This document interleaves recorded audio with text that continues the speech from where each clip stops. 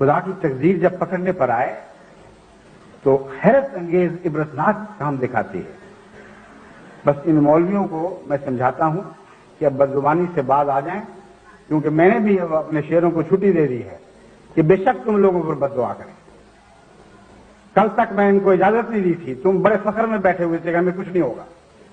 آج میں ساری دنیا کی جماعت احمدیہ کو اجازت دے چکا ہوں کہ مسلمانوں کے خلاف کچھ نہیں کہنا، ان کے حق میں دعائیں کرنی ہیں، لیکن ان بدبخت مولویوں کے حق میں یہ بد دعائیں کریں کہ اللہم مزقہم کل ممزق وسحقہم تسحیقا، اے خدا ان کو پارا پارا کر دے اور ان کی خاک اڑا دے، ان کو ریزہ ریزہ کر دے۔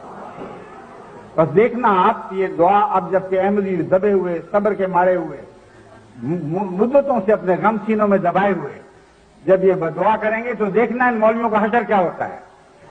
اس لیے جس نے توبہ کرنی ہے کر لے۔ میں نے جیسے ضیاء الحق کو وارننگ دی تھی، آپ کو بھی وارننگ دے رہا ہوں۔